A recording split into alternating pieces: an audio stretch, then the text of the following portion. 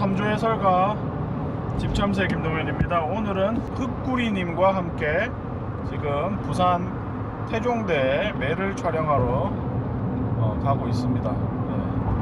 가면서 이런저런 이야기 한번 해보도록 하겠습니다. 최근에 제가 재밌게 본 뉴스 중에 하나가 전투기 있잖아요. F-35 전투기. 예, F-35, 예, 로키드 마틴 스텔스 전투기 그 말씀이시죠? 네. 그게 한 1월달인가 독수리랑 뭐 충돌했다 그러면서 처음 듣는 이야기네요. 예, 네, 뉴스가 나왔더라고요. 네.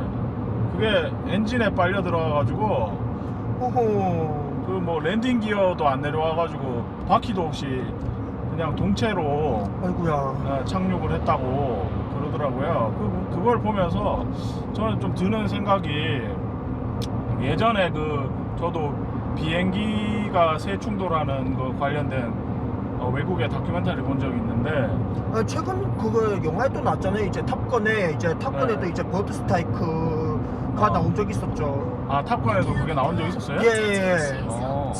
나도 탑건 매번이 봤는데 별로 기억이 안 나네요. 새 충돌하는 게. 예. 그렇구나. 약간 나왔던 것 같기도 하고, 제가 한 번밖에 안 봐가지고. 근데 저는 그 뉴스를 보면서, 예. 파일럿이 살아서 다행이다, 진짜. 새 충돌이 정말 위험하잖아요. 네, 일단 3이 제일 중요하죠. 저도 그 생각이 들더라고요, 이게. 그래서, 이런 거 관련해가지고 이제 새 충돌을 하면 보통 외국에서는 예.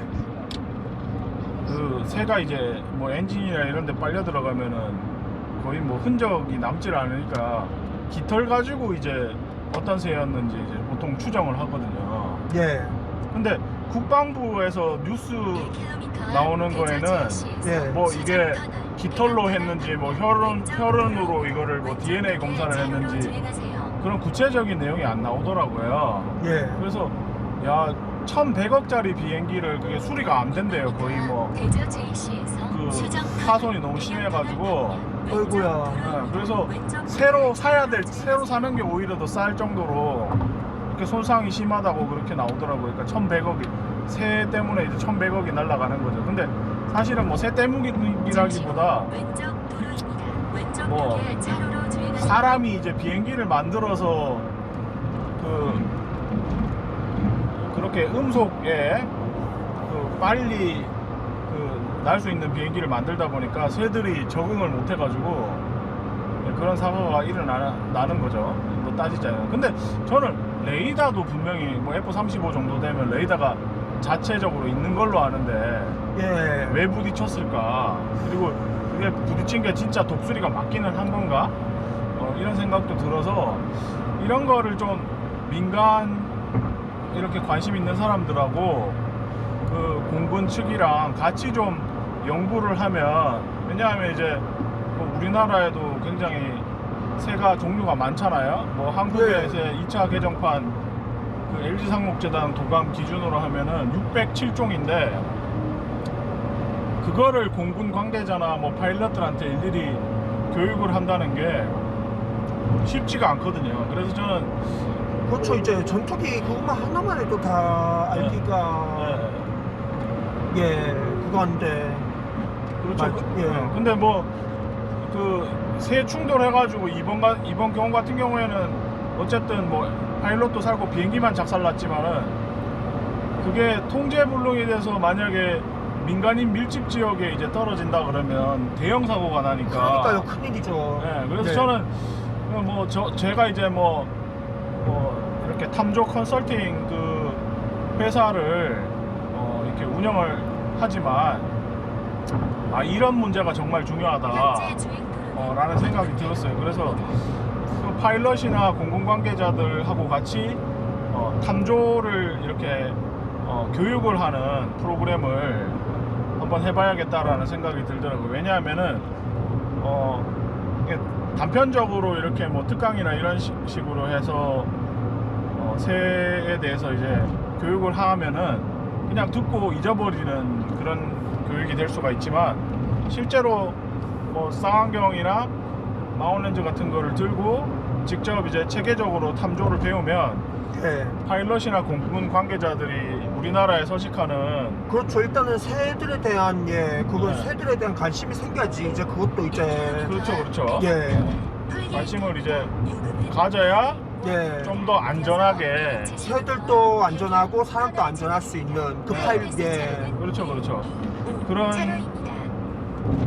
비행이 가능해지지 않을까라는 생각이 공감한 들었어요. 그래서 이런 거는 체계적으로 뭐 사실은 이게 뭐 국방이랑 관련되는 거니까 체계적으로 자료를 쌓으면서 어느 정도는 또 대외비여야 되고 뭐 이게 잘못하면 이제 뭐 외국 적들이 이제 우리나라 전투기를 공격하는 수단이 될 수도 있으니까 잠시 후 그래서 어느 정도 기밀을 유지하면서도 또 민간 전문가들이나 관심 있는 사람들, 왜냐하면 지역에 따라 가지고 상황이 다 다르거든요. 그리고 공군기지도 뭐 우리나라도 여러 군데에 있을 거 아니에요.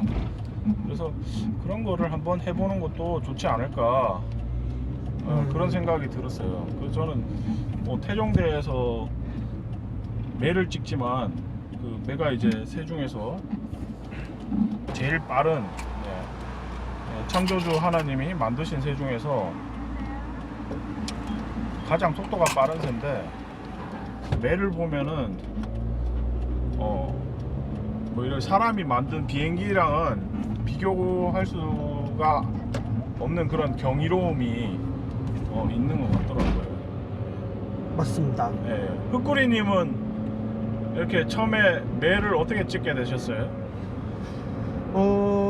처음에 제가 탐조를 시작할 때 올 겨울이었죠. 그때 이제 안심 습지를 가서 흰꼬리 수리를 촬영한 적이 있었는데 그때 이제 흰꼬리 수리의 이제 역동적인 그 뭐냐 비행 모습을 보면서 비행 모습, 사냥 모습, 이제 물고기 사냥 모습 이런 걸 보면서 자연스럽게 이제 흰꼬리 수리를 그렇게 찍다 보면서 이제 맹금류에 빠지면서 이제 태종대 이제 제가 카카오톡 오픈 채팅으로 그렇게 이제 활동을 하거든요. 거기에서 이제 사람들이랑 거기 같이 새를 찍는 탐조하는 사람들이랑 교류를 하면서 태종대 매를 알게 되고 그래서 이제 태종대에 있는 매에 대해 관심을 가지게 되면서 그렇게 찍게 되었습니다. 처음에 갔을 때 느낌이 어땠어요? 정말 들떴고 신나고 좋았죠. 바다를 배경으로 이렇게 자유롭게 나는 모습을 보면은 그런 곳을 찍을 수 있는 곳이 거의 잘 없죠 우리나라에. 그래서 저는 못 찍어도 좋더라고요. 이렇게 탁 맞아요. 가슴이 탁 트이고 그리고 거기에서 이제 바닷바람 불어오는 것도 되게 시원하고 매한테 집중하다 보면은 뭐 걱정 근심 다 잊어버리고 마음이 편안해지더라고요.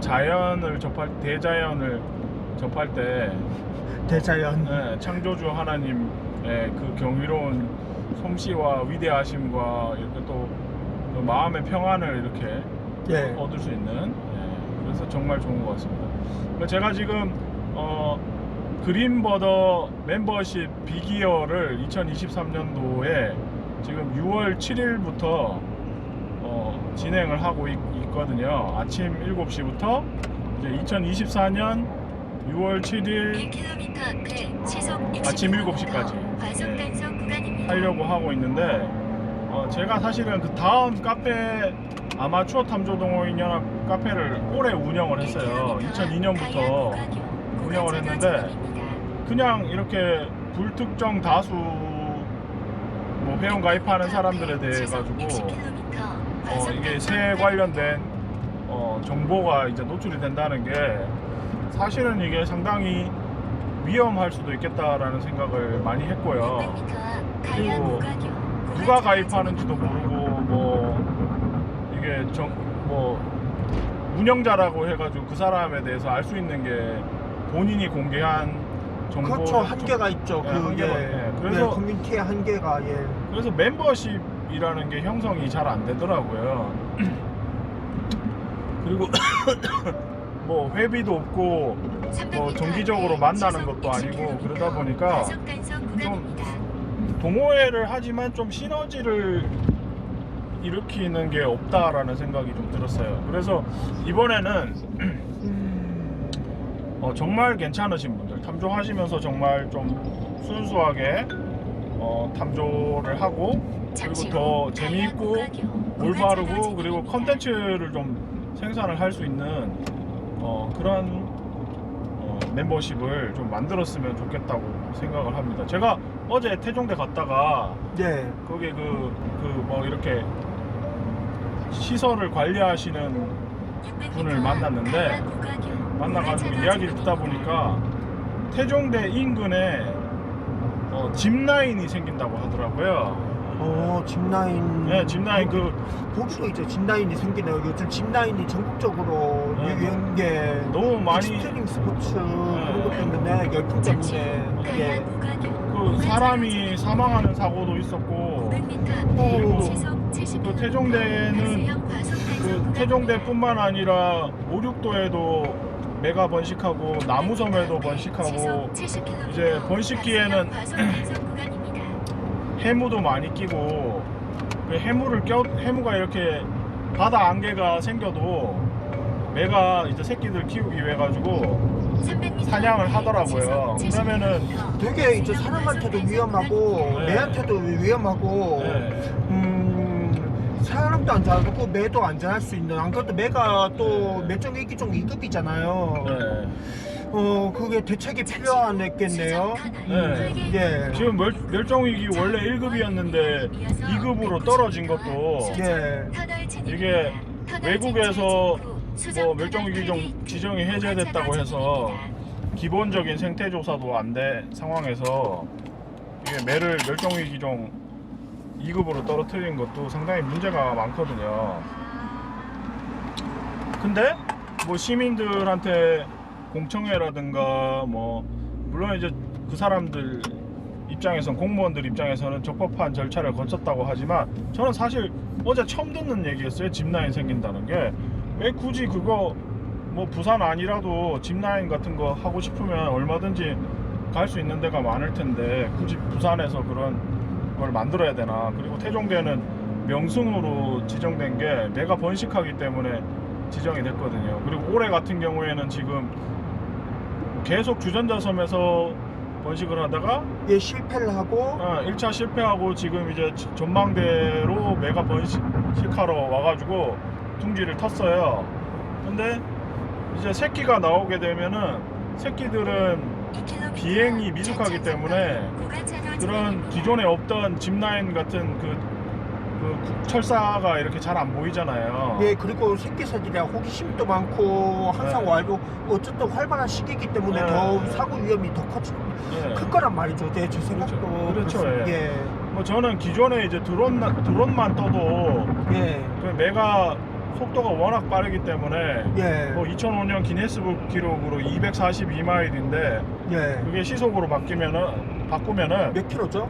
389.46km 정도 되거든요. 와, 진짜 빠르네요. 네, 그렇게 빠르기 때문에 사실은 그렇게 이게 빠른지는 몰랐는데. 속도가 자기가 감당을 못할 정도예요. 그러니까 너무 속도가 빨라가지고 뭐 이렇게 공격하다가 지면에 충돌해가지고 죽는 경우도 있고, 네, 그리고 바람이 불면은 이게 아무리 내가 잘 날아도 돌풍에 밀려가지고 그래서 이렇게 충돌 사고 일어나서 이제 새들이 죽는 경우가 있거든요. 그래서 저는 이 짚라인에 관해 가지고 문제가 있다, 이거에 대해 가지고 그 부산시 지금 뭐 상징새가 갈매기라는데 정말 뭐 부산시하고 갈매기하고 별로 연관이 없잖아요. 뭐 유행가 가사에 뭐 그게 나온다 그래가지고 아마 제가 알기로는 아마 롯데자이언츠에도 유흥가에도 거기 갈매기가 들어가는 걸로 알고 있어요. 롯데자이언츠가 이제 부산이잖아요. 네, 예. 롯데자이언츠.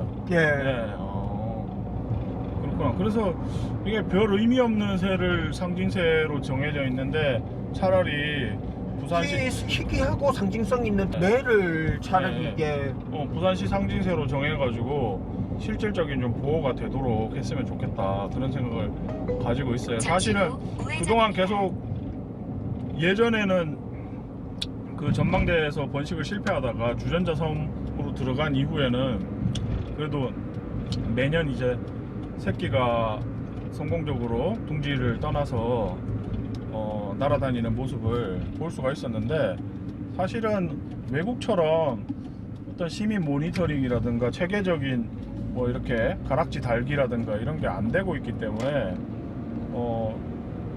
올해 이제 주전자 섬에서 번식을 왜 실패했는지도 모르는 상황이에요.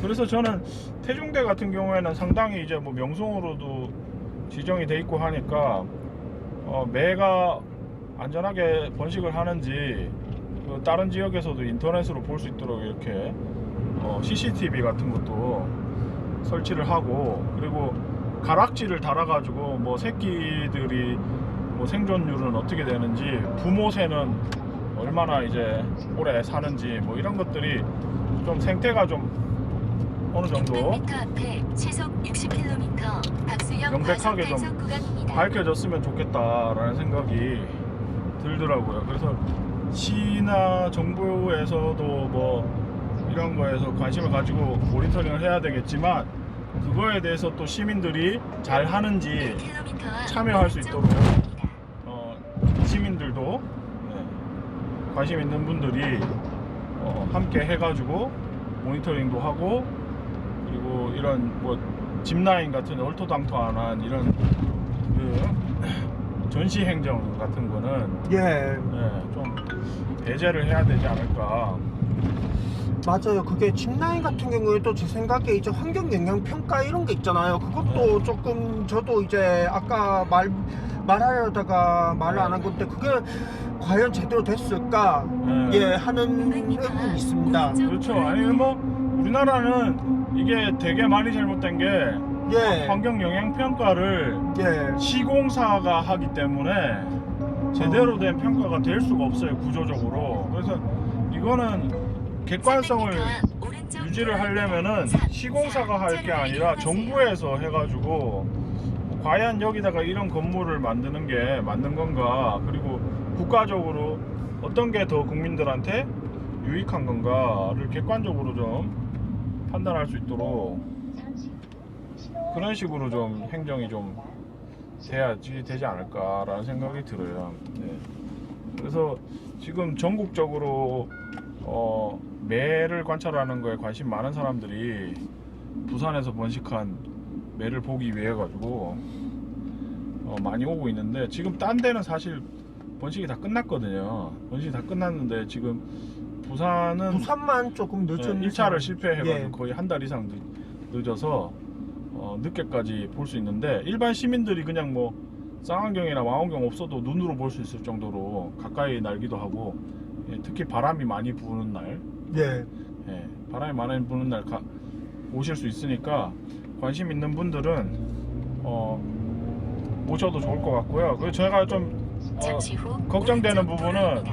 이제 일반 사람들은 매에 대한 어떤 그 감수성이나 뭐 상식 같은 게 잘 없기 때문에 혹시 이제 드론 같은 걸 날리시는 분들이 뭐 둥지 가까이로 드론을 날린다거나, 그 지금 보니까 그 드론 비행 허가하는 그 절차를 거쳐가지고 태종대 전망대에 가끔 드론을 날리러 오시는 분들이 있어요. 그러면은 처음 오시는 분들은 둥지 위치도 모르고 매도 모르니까 날리다 보면 이제 뭐 아직까지는 그런 사고는 없었지만, 내가 워낙 속도가 빠르기 때문에 갑자기 이렇게 날다가 부딪혀가지고 그러니까요. 이제 드론이 좀 작게 보일 수도 있기 때문에 잘 안 보이고 뭐 위험할 수 있단 말이죠. 뭐 안개 끼고 그러면 이제 해무 끼고 그러면은 예.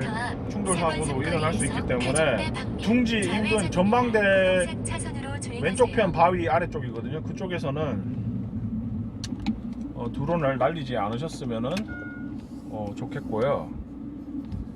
그리고 아이고, 죄송합니다. 괜찮습니다. 네. 그 뭐 소리를 지른다거나 그러진 말고 매들이 보고 있어요. 보면 사진 찍다가 보면 매가 이게 워낙 재밌는 생명체인데, 오늘은 몇 명이나 왔나 이렇게 출석 부르러 바람 타고 올라오기도 하고 그러더라고요. 그래서 보면 볼수록 참 창조주 하나님의 솜씨는 위대하다. 뭐 이게 지금 저는 사실은 이제까지 정부나 뭐 메이저 방송사들은 증명도 안 된 진화 가설을 마치 사실인 양 지금 뭐 교과서 같은데 이런데 실리고 그래가지고 그런 거에 대해서 뭐 맨날 뭐 BBC나 이런 어설픈 그 외국 다큐멘터리나 이런 걸 많이 봤기 때문에 사람들이 분홍색 차선으로 주행하세요. 진짜 뭐 생물이 진화가 되는 것처럼 그렇게 착각을 하는데 매를 보면은 그게 얼토당토안한 얘기라는 거를 명확하게 알 수가 있습니다. 이 새는 정말 완벽한 사냥꾼이구나. 처음에 하나님이 만드셨을 때부터 뭐 하나부터 열까지 완벽한 새라는 생각이 들고 뭐 이렇게 봤을 때 뭐 여기는 좀 더 진화해야 되겠구나 이런 부분이 없어요. 그러니까 매를 보면은 인간의 생각이라는 게 얼마나 하찮은 건지 저는 많이 느끼거든요. 그래서 예전에 이제 그 매 찍으러 왔을 때 전국에서 사람들이 뭐 한 열댓 명이 수천만 원짜리 카메라 렌즈랑 뭐 카메라를 들고 있는데 일반인들이 보는 그 완전 바주카포 대포라고 불리는 그런 렌즈죠. 그렇죠. 대포 뭐 아이돌 팬덤에 보면은 그 가끔 보는 뭐 예, 그런 렌즈 초망원 렌즈라고 하는 뭐 600mm 이상 되는 그런 렌즈 들고 와가지고 사진을 찍으려고 진을 치고 있는데 내가 뿅 하고 지나가니까 그 순간 그냥 그 수천만 원짜리 렌즈가 고철이 되는 거예요. 사람들이 저도 많이 겪어봤었고 그 압도하는 거죠. 그러니까 속도로 그냥 일반 사람들 처음 보면은 그러니까 자연에 대한 생명 자연을 넘어 생명에 대한 경외감이라고 하죠. 그런 거를 그렇죠. 그런 경외감이 들고 압도하는 거죠. 그러니까 사람의 속도를 압도하기 때문에 눈으로 따라가기도 어려워 진짜. 슝 지나가는데 엄청 빠른데 그 매 속도가 389.46이니까 정말 빠른 거예요. 그래서 보시면은 깜짝 놀랄 거고 이렇게 빠른 동물 새가 있구나 라는 게 정말 빨리 지나갈 때는 1초도 안 걸려서 그거를 순식간에 나타나죠. 순식간에 뭐 번쩍하고 그림자가 휙 지나가면 이제 저는 이제 주로 절벽 보고 있으면 그 절벽에 그림자가 지나가는 걸 보고 매가 왔구나 라는 거를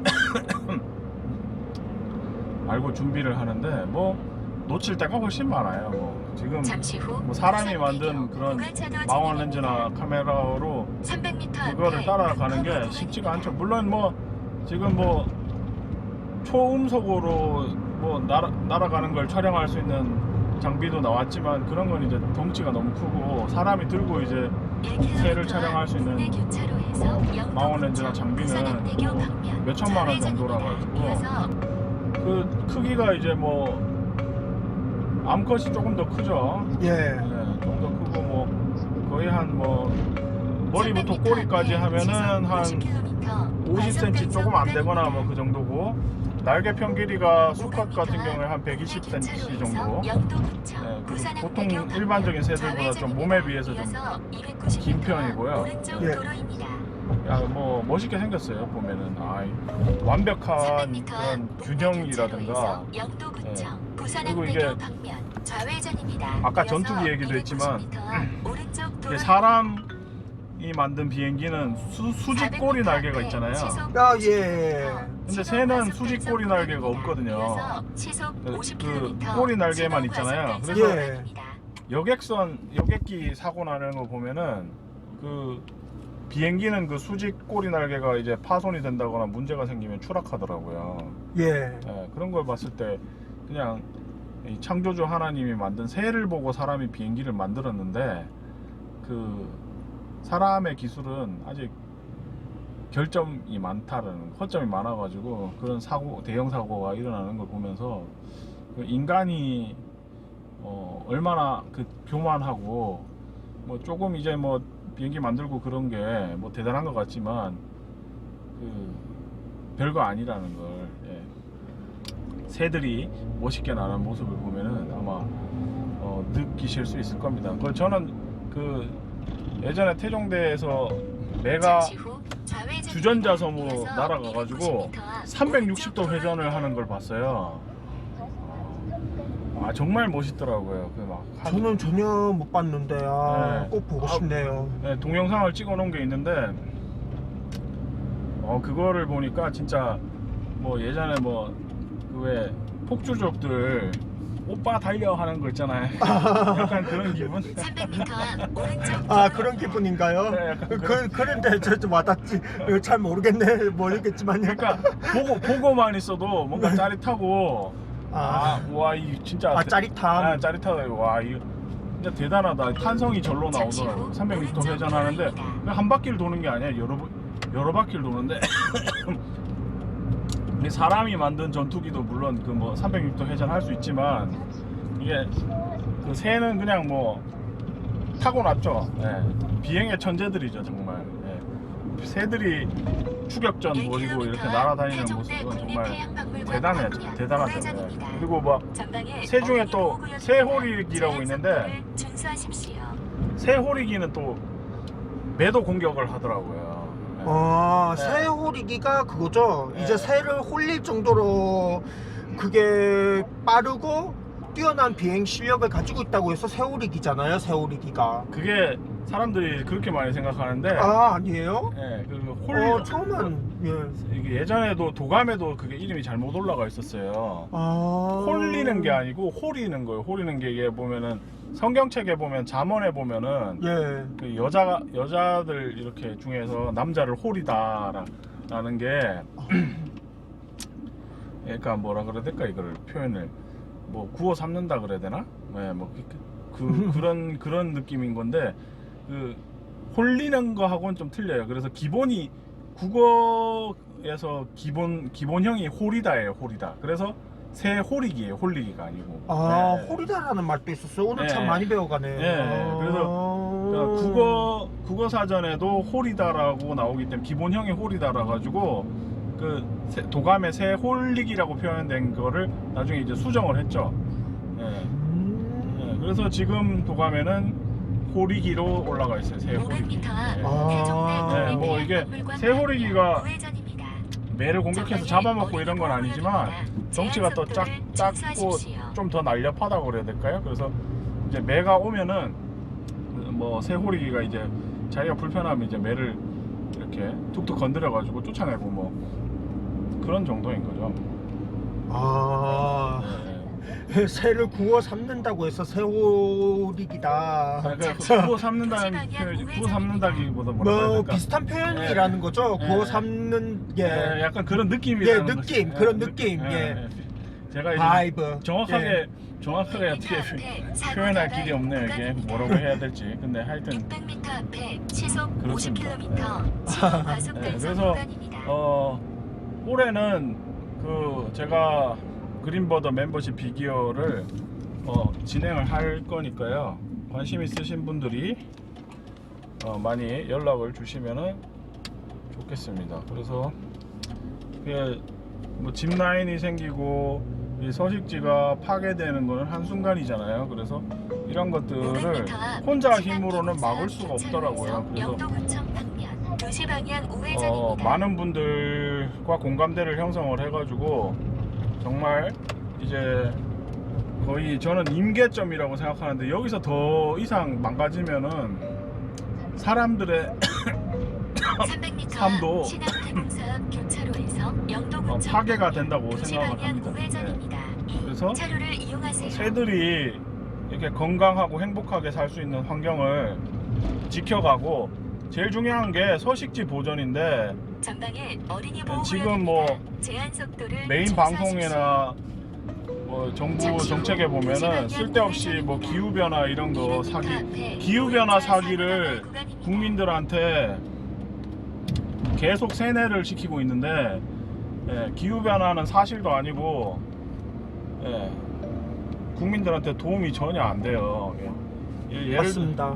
뭐 경기도 강원도에서 올해 같은 경우에 이제 사과꽃이 예년보다 뭐 빨리 폈다 그러는데 대구는 늦게 폈어요. 그럼 이게 그 탄소 그 뭐 양이 차이가 나가지고 지금 강원도는 꽃이 일찍 피고 뭐 대구는 늦게 피고 그랬습니까?